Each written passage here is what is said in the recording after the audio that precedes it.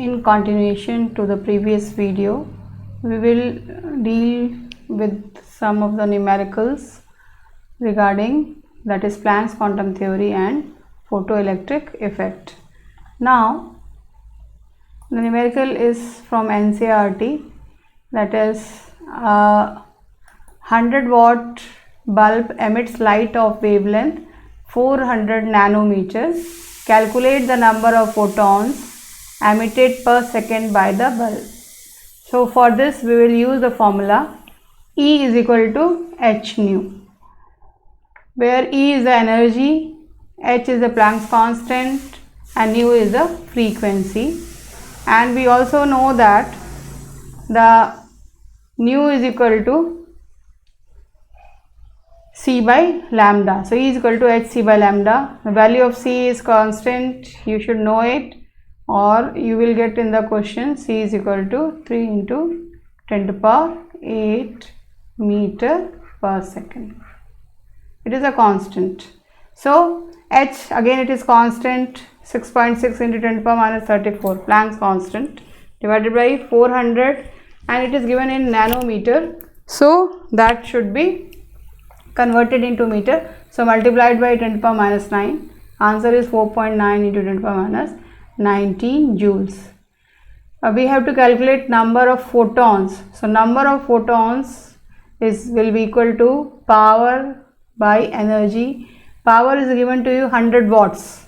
So 100 and divided by energy calculated 4.9 into 10 to the power minus 19 is equal to 2.02 into 10 to the power 23 per second. Now comes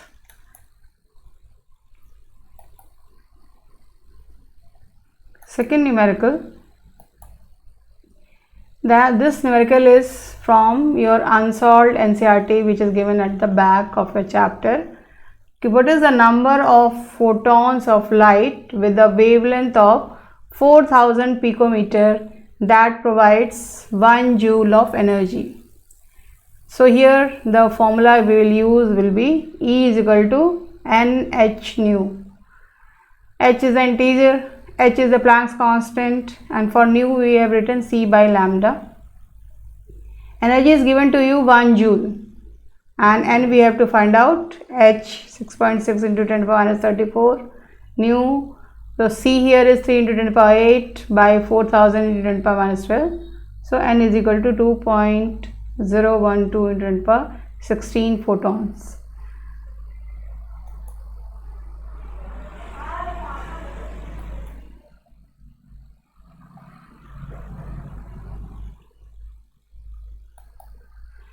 Now this again the unsolved question from NCERT, it is, that is 2.9. A photon of wavelength 4 into 10 to the power minus 7 meters strikes on metal surface. The work function of the metal is 2.13 electron volt. Calculate, number 1, energy of the photon in electron volts, number 2, kinetic energy of the emission, number 3, velocity of photoelectrons. Again, that is E is equal to h nu, this is equal to h c by lambda. We have substituted the values of h and c, already we know it, the value, and lambda is given to you in the question is 4 into 10 to the power minus 7 meters. So already it is given in meters, so no need to change. So the answer comes out is equal to 4.97 into 10 to the power minus 19 joules. But in the question it is asked that we have to calculate in electron volt.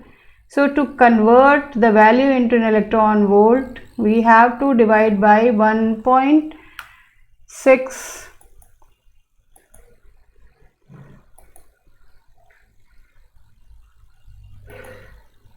here, to convert into that, divided by 1.6 into 10 to the power minus 19, 1 electron volt is equal to, so it comes out 3.1 electron volt.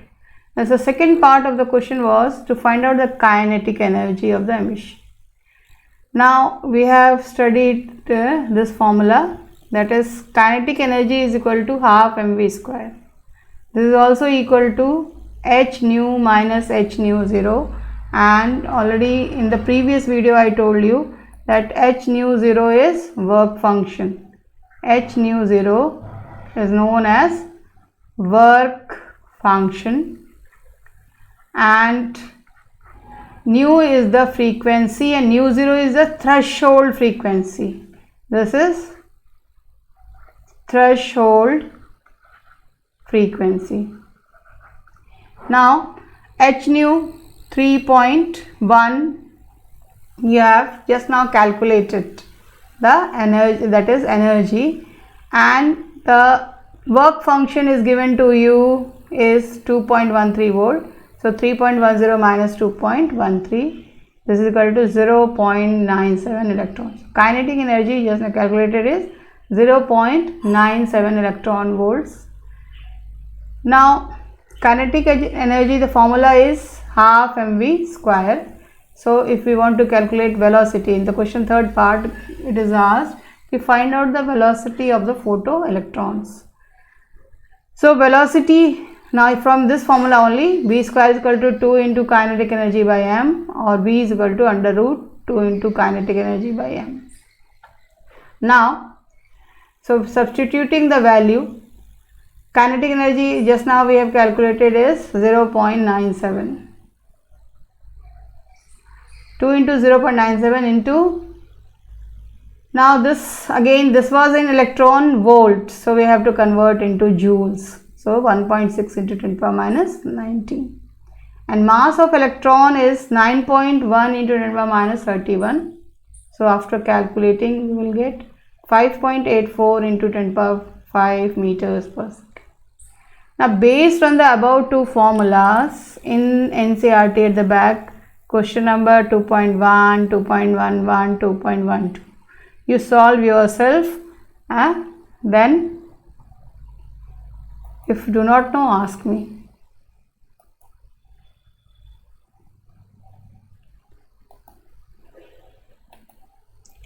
Now next topic is emission and absorption spectrum. Now what is spectrum?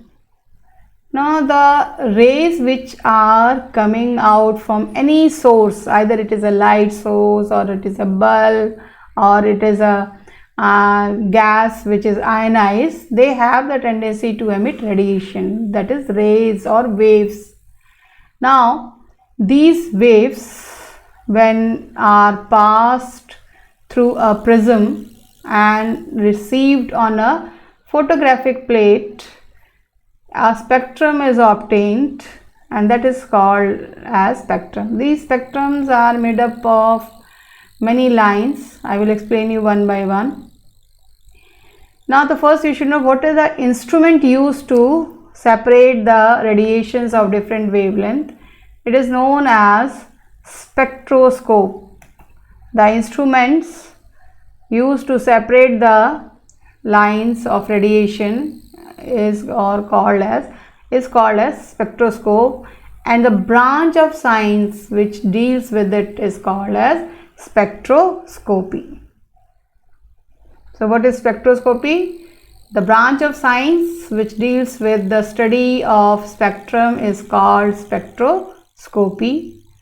Now spectrum is of two types. Number one, emission spectrum, and number two is absorption spectrum. Now emission spectrum, when radiation from any source like sun, bulb, when they are passed directly through prism and then received on a photographic plate, the spectrum obtained is called emission spectrum. I have drawn the diagram. In the next page I will explain you. They are of two types. Number one, continuous spectrum, and number two is, that is, line spectrum.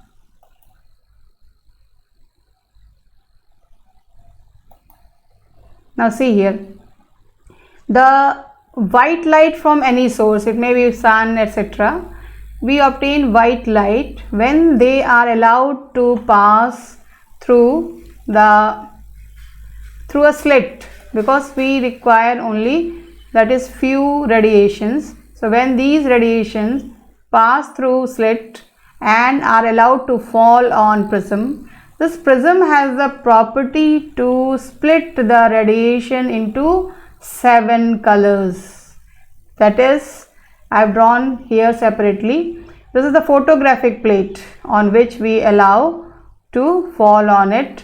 So this a pattern which is obtained on the photographic plate is called spectrum, and it is a continuous spectrum because the rays, or you can say the lines, are so much continuous that you cannot separate their area. एक के ऊपर एक इस तरह से overlap किए रहते हैं कि आपको ये पता ही नहीं चलता कि वॉयलेट लाइन कहाँ तक है, इंडिगो कहाँ तक है, ब्लू कहाँ तक। तब अब हमें जो है ये लाइंस मिलती हैं वो इस ऑर्डर में मिलती हैं, that is violet, indigo, blue, green, yellow, orange, red, and we call it as Vibgyor. Now the violet light has least wavelength, that is highest frequency, least wavelength or highest frequency.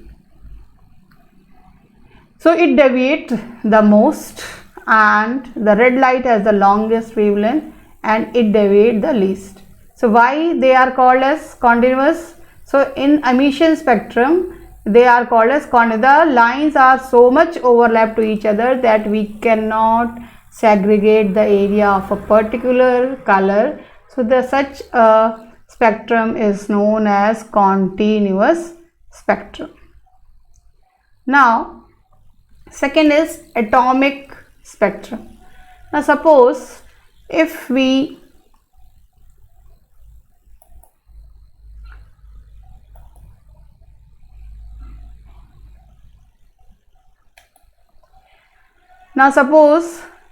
we have taken one platinum wire on which, and this platinum wire is dipped in a volatile solution of NaCl. This is platinum wire, and on which we have adsorbed the sodium chloride solution, or solid sodium chloride also we can take in, and it is heated on a Bunsen burner.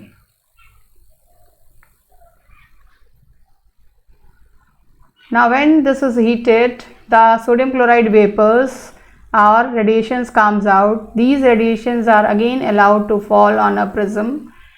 When they enters the prism, they have the property to form 2 yellow lines, only 2 yellow lines. So such property means on the spectrum only these 2 lines are obtained. No continuous spectrum will be obtained, only these 2 yellow lines are obtained. I have written the wavelength also, 5890 and 5896 angstrom. So just like the fingerprint of human being, every element has its own characteristics lines. So sodium chloride gives yellow colors, potassium chloride gives pink color. Likewise, different colors are obtained by obtaining the spectrum of different salts or different elements. So we have studied just now emission spectrum, and emission spectrum are 2 types. Number 1 is continuous spectrum and number 2 is, that is, atomic spectrum, or you can say line spectrum. They are also called as line spectrum. A second type of spectrum is absorption spectrum. Now in absorption spectrum, the white light is taken. This is white light. So few rays from white light is taken, allowed to pass through a slit, and these rays are then passed through a sodium chloride solution. Above case it was solid, but here it is solution. So when these rays are passed through solution, these rays has the property to absorb the property of NaCl solution, and when they are passed through it, again we get two lines along with the continuous spectrum. Means we will also have 7 different colors on it, from violet to red, but in between 2 lines of yellow color will also be obtained. So such spectrum is called as absorption spectrum. Now what is absorption spectrum?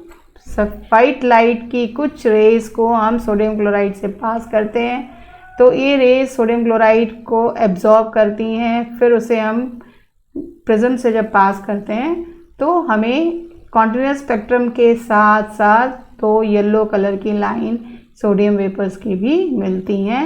इसे हम absorption spectrum कहते हैं.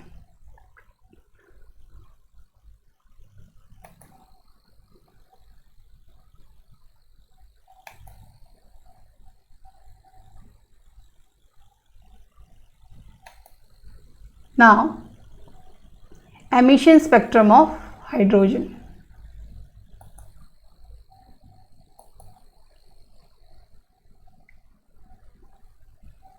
So up till now we were studying that is sodium chloride vapors or sodium chloride solution. Now this time we will take hydrogen gas, and this hydrogen gas is heated or ionized. So when the electrons will be emitted and the radiations comes out will be analyzed or examined with a spectroscope, then the spectrum obtained is called emission spectrum of hydrogen. मतलब hydrogen gas के radiations को अगर हम analyse करते हैं तो हमें जो है एमिशन स्पेक्ट्रम ऑफ हाइड्रोजन मिलता है. ये एमिशन स्पेक्ट्रम ऑफ हाइड्रोजन जो है इसलिए क्या कि हाइड्रोजन जो है सबसे हल्का होता है और इसमें जो है एक ही इलेक्ट्रॉन होता है, तो नंबर ऑफ लाइंस जो निकलती हैं वो सबसे कम निकलती हैं, इसीलिए हाइड्रोजन को लिया गया था. अब इनमें जो लाइंस निकलती हैं वो कौन कौन सी होती हैं? फर्स्ट सीरीज़ का नाम है लाइमन सीरीज़, सेकंड का है बामर series, then comes Paschen, number 1 Lyman series, second Balmer, third Paschen, fourth Brackett, and fifth Pfunds. P is silent. Somebody says Pfund, no, it is not Pfund, Pfunds series. Now the area where they are found are Lyman series is found in ultraviolet region, Balmer series is found in visible region which only we can see, and rest all the three, that is Paschen, Brackett and Pfunds, they are obtained in infrared region. Now to calculate the wavelength, the scientist Rydberg, he gave one formula, that is wave number is equal to RH 1 upon n1 square minus 1 upon n2 square, where RH is called as Rydberg's constant and its value is 109,677 per centimeter, and n1 and n2 are the, n1 is the initial state or shell of hydrogen and n2 is the final state, means the electron suppose is present in ground state is n1 and it goes to n2, n3, n4 and so on. So n2 may be variable. So again we have to keep it for solving numericals. For Lyman series always n1 is equal to 1, n2 may differ 2, 3, 4, 5 so on. For Balmer series n1 is equal to 2, that is why I told you learn series wise, so you will find no difficulty. n2 will be from after 2, 3, 4, 5, 6. Paschen series n1 is equal to 3, n2 is equal to 4, 5, 6, 7. Brackett n1 is equal to 4, n2 is equal to 5, 6, 7, 8. Similarly, phones N1 is equal to 5 and N2 is equal to 6, 7, 8. Afterwards, one more series was invented, that is Humphrey. But now it is not in more use. Just now we'll do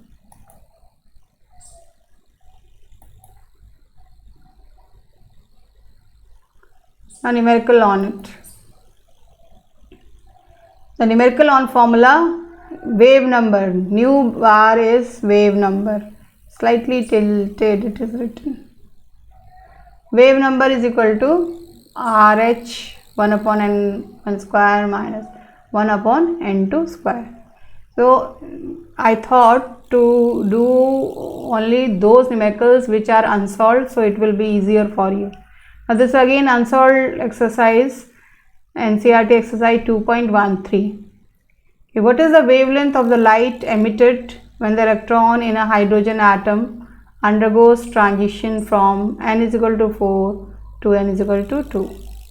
So the formula again, that is Rydberg's formula we will use, that is nu bar is equal to RH 1 upon n1 square minus 1 upon n2 square. Now some of the students, they get confused कि madam n, it is going from n is equal to 4 to n is equal to 2.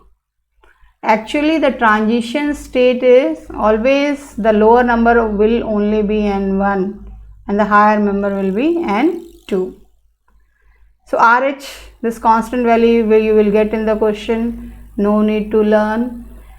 N1 is 2 and N2 is 4. So you have substituted the value here, that is 2 square, 1 upon 2 square minus 1 upon 4 square. So that is equal to 486, no sorry, this is the value is this 20564.4 centimeter. Now we have to calculate wavelength. Now wavelength is equal to 1 upon nu bar, that is wave number. So 1 upon 20564.4. So answer is this. Next again it is one more new type of question, that is 2.15. What is the maximum number of emission lines obtained when the excited electron of hydrogen atom in n is equal to 6 drops to the ground state? It means that formula is summation of n2 minus n1. So here n2 is 6 and n1 is 1. Ground state is 1. Hydrogen, the first only one electron present in the first energy level. So summation of 6 minus 1 is summation of 5. So the answer will be 5 plus 4 plus 3 plus 2 plus 1 is equal to 15 lines.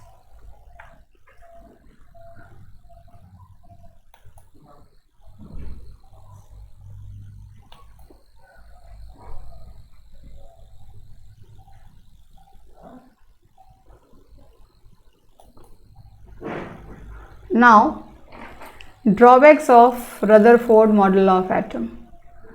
Now, the first drawback of Rutherford model of atom was he was not able to explain the stability of atom. It means that if electron is revolving around the nucleus and it is a microscopic particle, so when it is revolving around the nucleus and emitting energy, so energy will go on decreasing, and a time will come then these electrons will fall into the nucleus. So this he was not able to explain.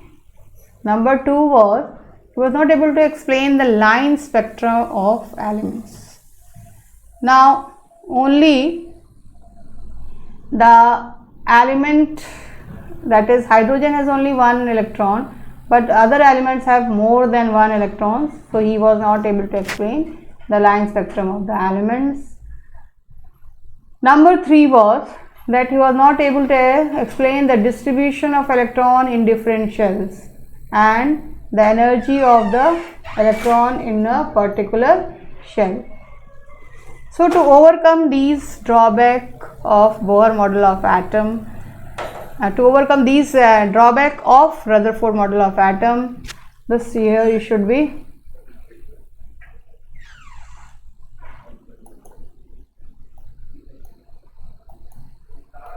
Rutherford model. Drawback of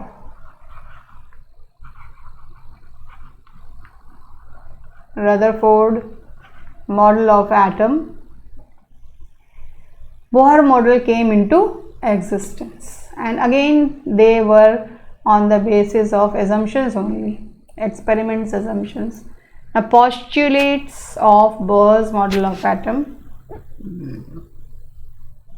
Now the first postulate was that an atom consists of a small, heavy positively charged nucleus in the center and the electron revolves around it. That is nucleus, and the electron revolves around it in the shell into a circular orbit. These circular orbits were named as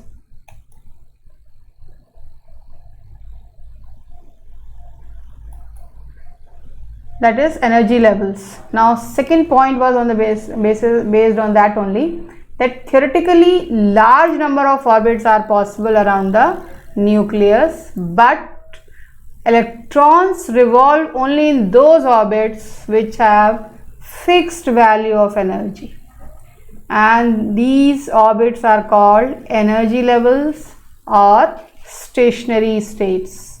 Energy level or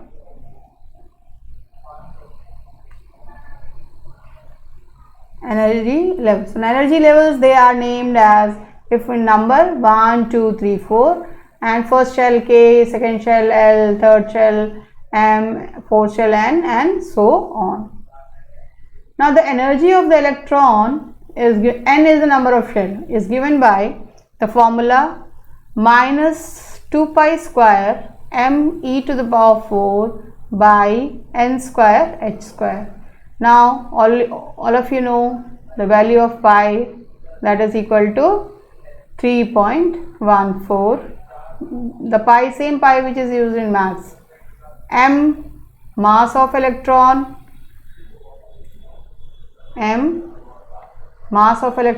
its value is 9.1 into 10 power minus 31.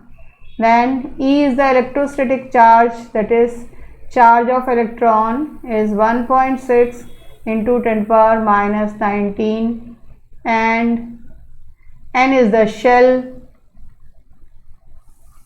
and H is the Planck's constant. Now Planck's constant value is 6.6 into 10 power minus 34 joules per meter.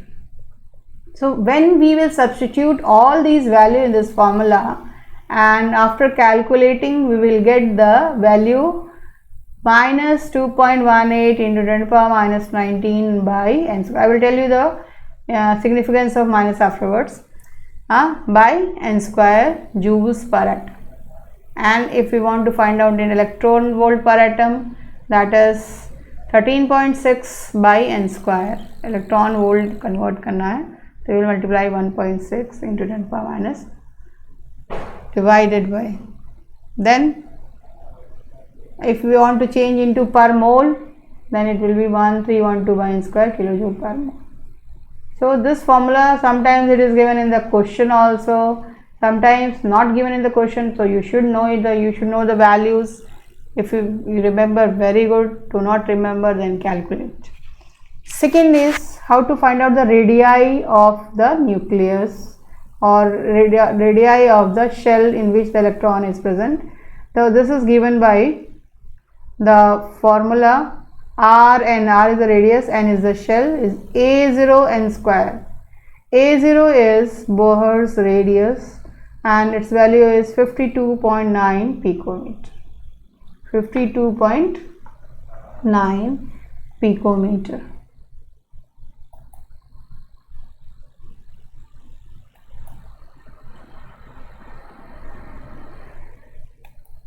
Now the second point was that the energy of the electron is quantized. Now what does it mean? It means that the electron does not have its own energy. It has the energy of the shell in which it revolves. Again, electron does not have its own energy. It owns the energy of the shell in which it revolves. You can take the example, suppose there is a water tank in which the water is filling in and going out with the same speed. Then the water tank level will not change. So that is quantized. So the energy of the electron is quantized. Next postulate is that angular momentum of electron is also quantized. Similarly, that is angular momentum of the electron will be of the shell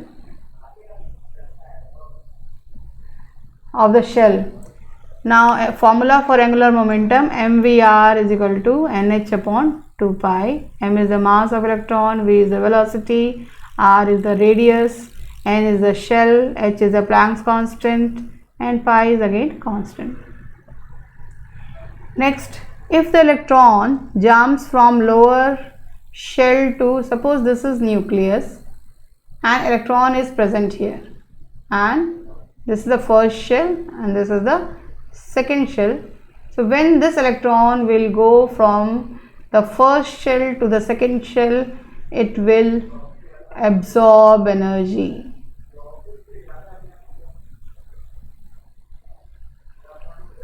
So it will go from lower energy state to higher energy state, then it will absorb energy, and vice versa. If this electron will again come back to its original position, then it will release energy.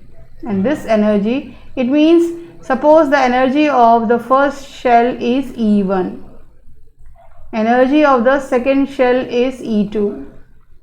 So delta E will be equal to E2 minus E1. Now this much energy the electron has absorbed to go to higher energy state. Now the next postulate, the sixth postulate, is about the same. Suppose the electron is present in the first shell, that is EL shell, without any activity, then that state is called as ground state. That is, electron is revolving around the nucleus without losing any energy, then that energy level is called as ground state. And when it gains energy and goes to higher energy state, then that state is called excited state. But this excited state is for a very small interval of time, and the extra energy which it has gained will again come out and it will come back to its original position. So how much energy it has gained is by the formula delta E is equal to E2 minus E1.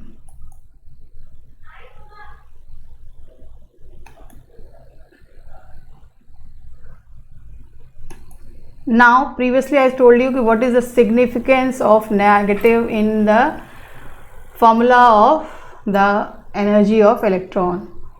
Just now we have written E n is equal to minus 2 pi square m e to the power 4 by n square h square. Now what is the use of this minus? Now the electron does not have its own energy, so in the ionized state the energy of the electron is 0, and when this electron is converted or is attracted, for example the sodium has given out the electron outside and becomes Na plus ion, and this will not remain for a long period of time. Again this electron will try to come back to its original position. So the energy which it has gained will be released. So electron does not have its own energy. So the extra energy which it has taken will be released, and since the energy of electron is zero, hence the electronic energy is considered as negative energy. Once again, the energy of the electron in the ionized state is zero, and when this electron is again added up into the atom, then the energy gained will be given out. This will again become zero, hence the electronic energy will become negative. Next is importance of Bohr's model of atom.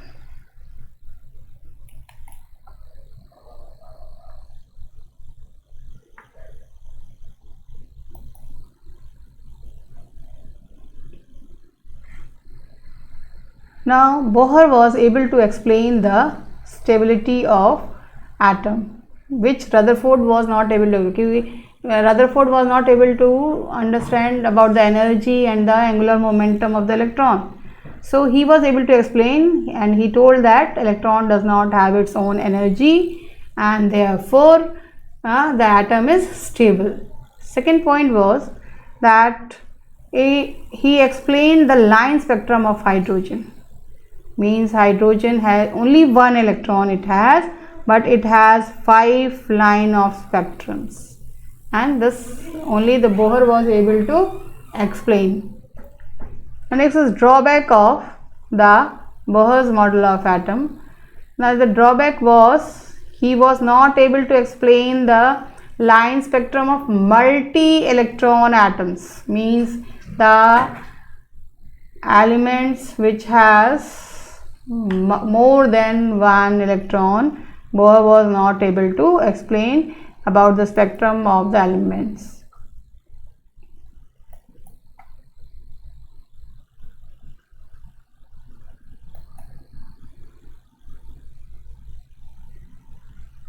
Next, that he explained the line spectrum of hydrogen.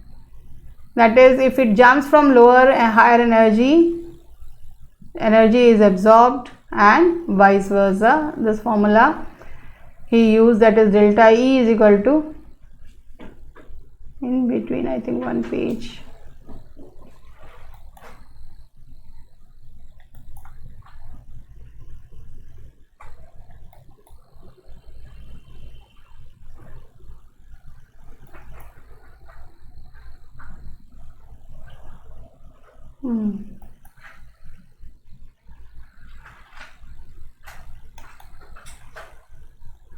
So he only explained the line spectrum of hydrogen, and that is, it jumps from lower energy shell to higher energy shell, the energy is absorbed, and vice versa, and formula is same. Now limitations of Bohr's model of atom.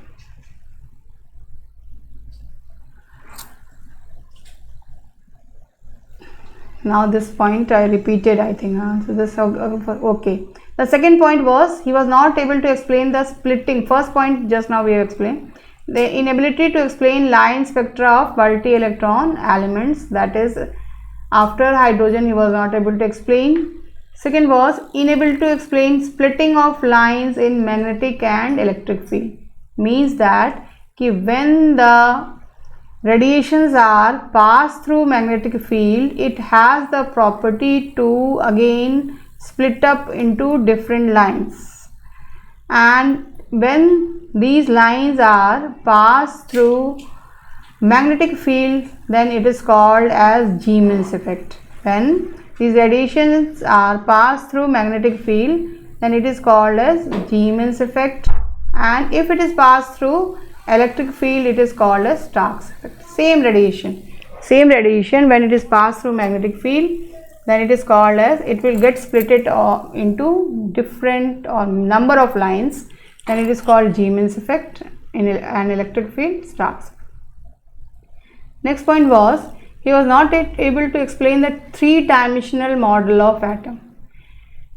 Bohr thought that the structure model of atom is flat, but afterwards we came to know that they have three-dimensional structures, and where inside there is a nucleus which is in the form of sphere, and around the nucleus shells are there in which the electron revolves.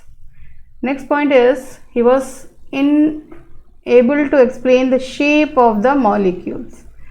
Shape of the molecules means that the covalent bond formed are directional bonds, and these directional bonds gives a particular shape to a molecule.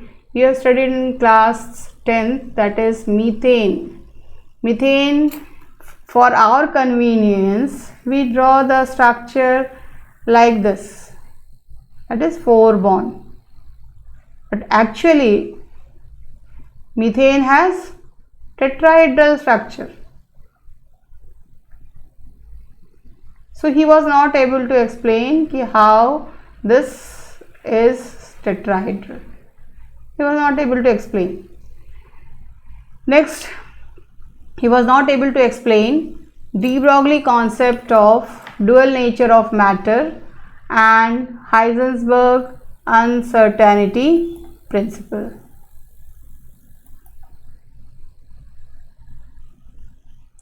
Now we'll do some numericals based on it. Again, this is the unsolved exercise of the second chapter, and question number is 2.19. Now this is the electron energy in hydrogen atom is given by En. Now this formula is again given to you in the question. Now it is very beneficial for the students if you are getting this, otherwise you have to remember or memorize. En is equal to minus 2.18 into 10 power minus 18 divided by n square joules. Now you have to calculate the energy required to remove the electron completely from n is equal to 2 orbit. What is the longest wavelength of light in centimeter that can be used to cause this transition? So we know that delta E is equal to E2 minus E1. Now here the electron is present, that is E2 is infinity. You have to remove the electron completely outside. So infinity minus E2, and infinity, an electron does not have its own energy. So the value of energy when it is at infinite position is 0.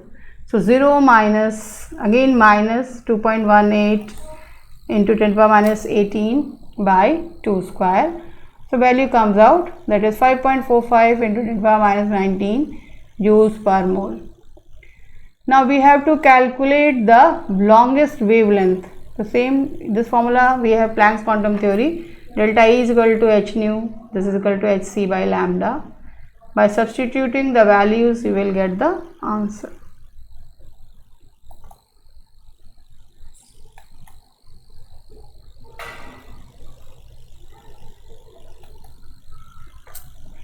So now in today's video we have studied how the Bohr model of atom came into existence, and what are the limitations, what are the usefulness of Bohr's model of atom, and the different types of spectrums.